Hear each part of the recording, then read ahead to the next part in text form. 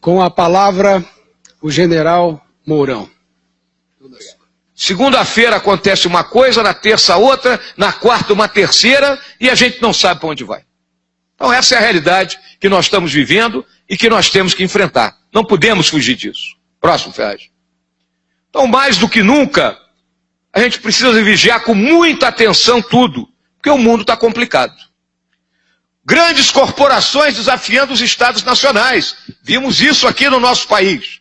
As grandes empreiteiras, né, praticamente tomaram conta do Estado. Já me referi ao impacto dos grandes acontecimentos em tempo real.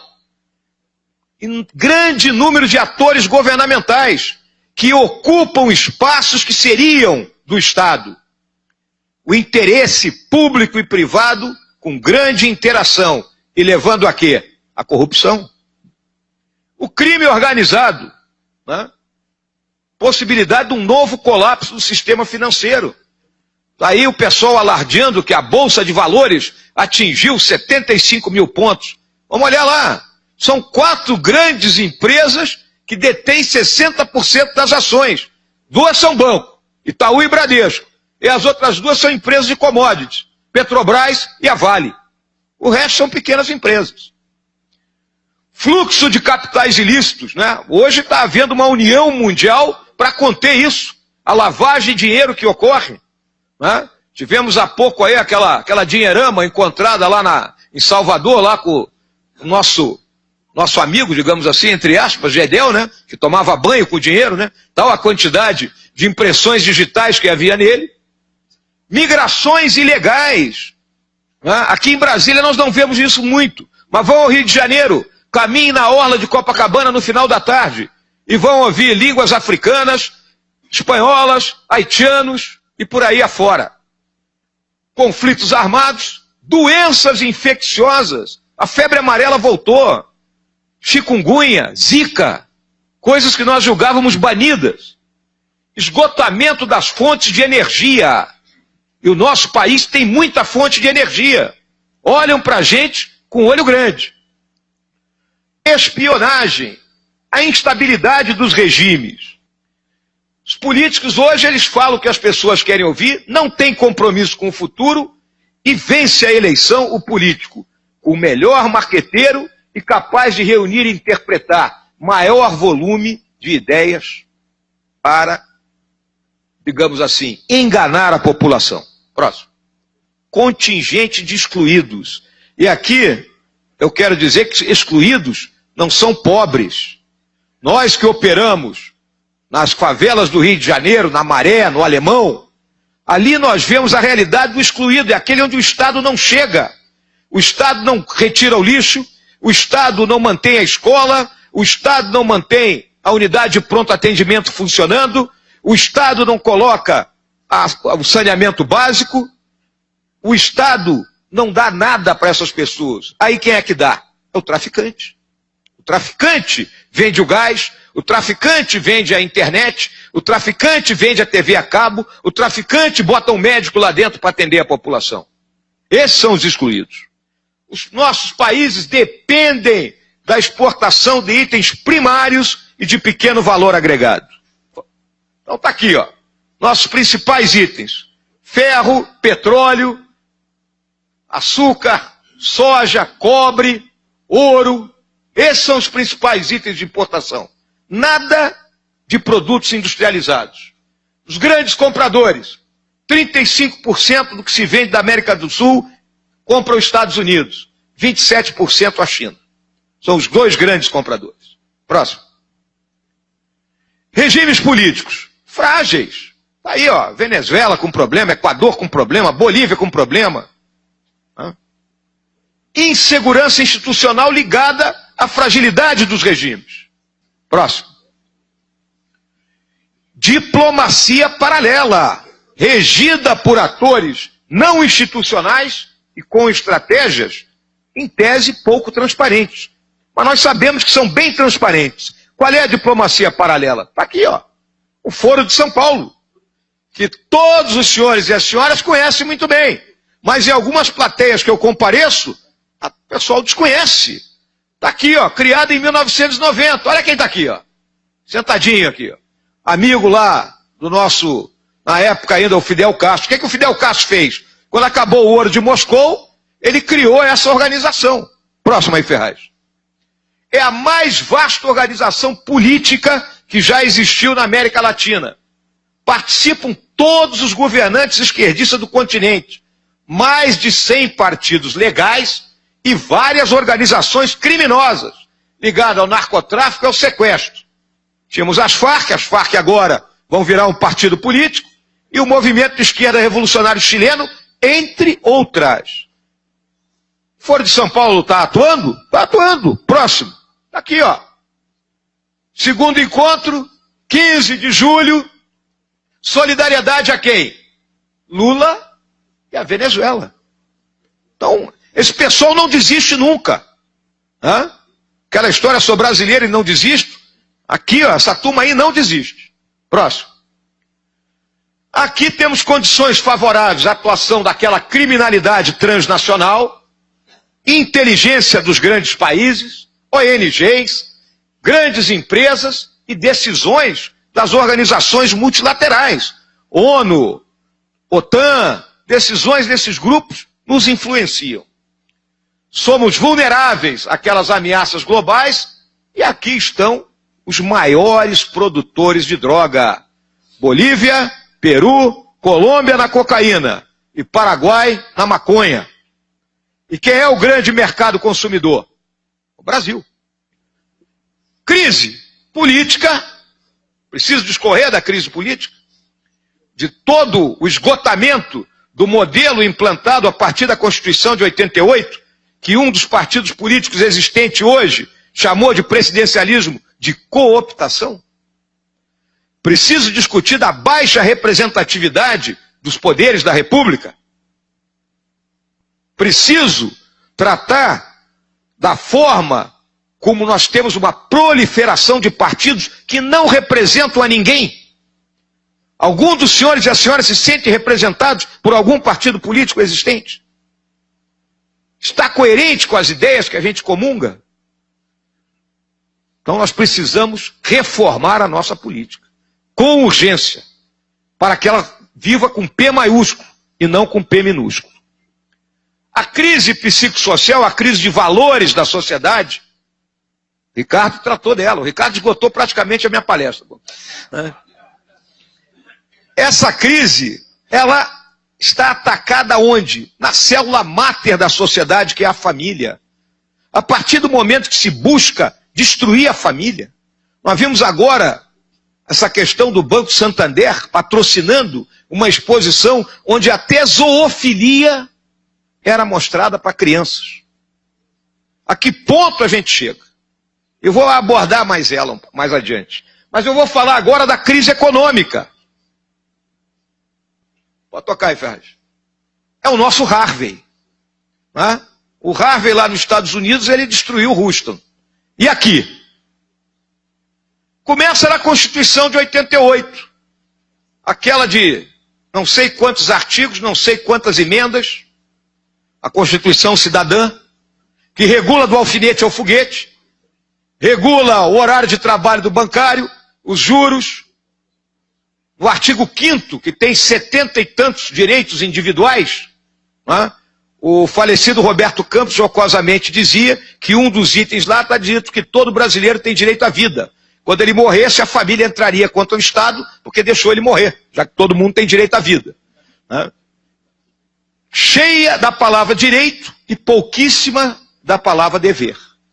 E aí nós partimos para um ajuste fiscal que ao longo dos últimos 16 anos buscou equilibrar receita e despesa.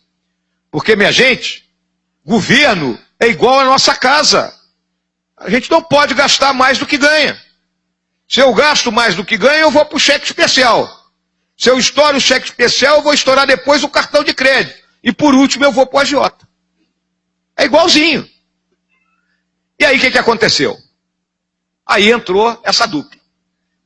Lula 2, que o Lula 1, ele estava controlado pelo Palocci ainda, que agora é um médico frio e calculista. Né? E a doutora Dilma, né? Ela já tinha falido uma loja de 1,99, faliu o país, foi fácil. qual era o mote da Dilma? Gasto é vida. Então vamos gastar, né? Para que os senhores tenham uma ideia, a senhora tenha uma ideia. Ao longo desse período, os gastos do governo aumentaram 51% acima da inflação. E a arrecadação aumentou 14%. Não pode dar certo. Criar essa nova matriz econômica. Endividamento de famílias e empresas, valorizar o câmbio, as desonerações fiscais, ou seja, primeiro começou com determinados setores tendo um alívio no pagamento dos tributos. A partir daí, todo mundo quer sua sinecura, seu privilégio. Não, eu também quero. De modo que no final das contas ninguém mais estava pagando tributo, ou estava pagando de forma reduzida. E a redução dos juros por decreto. E aí os famosos subsídios. Os explícitos, que são as desonerações. E os implícitos? É o que era BNDES, Caixa, Banco do Brasil. O BNDES captava dinheiro a 13% no mercado e emprestava a meia dúzia. A diferença coberta pelo Tesouro. Mas coberta como? Com o dinheiro que o Tesouro tinha? Não, com o título da dívida pública. E aí a dívida foi aumentando. Os senhores sabem quanto está a dívida hoje do PIB? 74% do nosso PIB. São 4,7 trilhões de reais que nós estamos devendo. Prazo é 2022. Em 2022, se nada for feito, o orçamento da União será todo consumido pelas despesas obrigatórias. Próximo. Para cumprir a meta, está aqui que eu falei, o governo tem que cortar gastos com custeio e investimento, e com isso falta o recurso para saúde, educação, defesa. E em 2022, as despesas obrigatórias serão maiores que o orçamento da União. Próximo. E aí eu trago essa frase do Roberto Campos, uma conclusão parcial, né?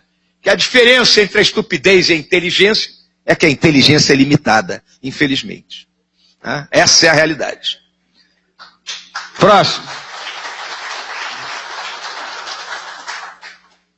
Pode ir, Ferraz, isso aí já... Bom, nichos de pobreza... Volta, Ferraz. Perdão. Nichos de pobreza preocupantes aqui no nosso país. A infraestrutura logística. Nós construímos um modelo inicial montado em cima de rodovias, não conseguimos ter a interoperabilidade. Não é possível que com 7.500 quilômetros de costa, com portos, a gente tire uma carga do Rio Grande do Sul para o Rio Grande do Norte em lombo de caminhão. Próximo. Bases institucionais do nosso país frágeis. Aplicação desequilibrada das expressões do poder nacional. Só temos 1,2% do comércio mundial. E dependemos de tecnologias alienígenas. Não dominamos todos os ciclos tecnológicos. Defesa e segurança são precárias. E a atividade de inteligência, ela se tornou maldita com o fim do período dos presidentes militares. É chamado de ditadura militar. O período de 1964 a 1985 é deboche. Porque os mesmos que chamam de ditadura militar chamam Fidel Castro de presidente. Próximo. Atores à margem da lei, abrigados em áreas e segmentos carentes da população e em atividades envolvidas pelo Estado. Então aqui estão os dois grandes grupos de bandido que nós temos. Aquele bandido que nos assalta na rua, que rouba o celular, que rouba o carro, que dá um tiro num pai de família na esquina para tirar qualquer troco que o cara tenha, e a turma do colarinho branco. A turma dos 51 milhões. A turma como o nosso Carlos Arthur Nussmann, que tinha mais dinheiro em casa que no banco. Eu acho que ele não confia nos bancos, deve ser algo dessa natureza. Sociedade carente de coesão cívica. Sociedade brasileira está anímica. Ela mal e porcamente ela se robustece para torcer pela seleção brasileira.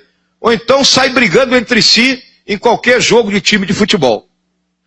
Crescimento insuficiente e o Estado é partidarizado. O partido assume, ele loteia tudo. Tal ministério é do Cicrano, o outro é do Beltrano e aquilo é porteira aberta. Coloca quem ele quer lá dentro e vamos dar um jeito, né, de fabricar dinheiro. E aí a gente se lembra sempre daquele personagem do Justo Veríssimo, né? Do Chico Anísio, o Justo Veríssimo, né? Aquele deputado que só queria uma mamata, uma negociata, é o que nós vemos. Índices preocupantes de corrupção. Próximo. Senhoras e senhores, a polícia vive o pior dos mundos. Se ela age como polícia, reprime, prende, mata, a equipe dos direitos humanos aí, da Maria do Rosário e Jean Willis e outros, né? Randolfo Rodrigues e por aí afora, vai cair em cima da polícia. Observe e leia uma página do Globo, qualquer dia da semana. Os senhores encontrarão o seguinte relato. Na comunidade do Pavãozinho, na localidade conhecida como Vietnã, o grupo de policiais estava patrulhando, encontrou marginais armados e houve o confronto. Queriam que houvesse o quê? Que a polícia fugisse e deixasse os marginais armados tomando conta da área. Então a polícia vive o pior dos mundos. Tem que mudar isso. Somos suscetíveis a todas aquelas ameaças transnacionais. Dificuldade para garantir as vias do nosso comércio. A nossa marinha, a nossa força aérea, sucateadas. E o Estado? É caro, minha gente. O Estado é muito caro. Somos extremamente burocratizados. Em tempos de tecnologia, intenso uso da tecnologia de informação e comunicações, ainda tem carimbo, hein? Ainda tem carimbo. Corporativista em alguns segmentos do funcionalismo. É só o privilégio. Valorização assimétrica de servidores e práticas obsoletas na máquina pública. Os padrões de referência são os países mais desenvolvidos. Nós não vamos nos basear na Somália. Não vamos nos basear no Sudão. O nosso povo, ele quer o quê? Ele quer um padrão FIFA, né? É o padrão FIFA, que foi cunhado. O cidadão cliente hoje, ele não aceita mais ser tratado como uma pessoa de segunda categoria. Se ele paga imposto, ele quer a restituição daquele imposto. Se ele paga IPVA, ele quer rua calçada, ele quer estrada que não seja esburacada, né? Ele quer segurança. A extensão dos direitos sociais aumentou, né? Nós tínhamos a massa dos excluídos, é um fator desestabilizador. Tem que entender isso. E há uma reação à cultura burocrática e à má qualidade do serviço público. O servidor público, o próprio nome está dizendo, ele tem que entender que ele presta serviço à comunidade. Ele não está fazendo favor para ninguém.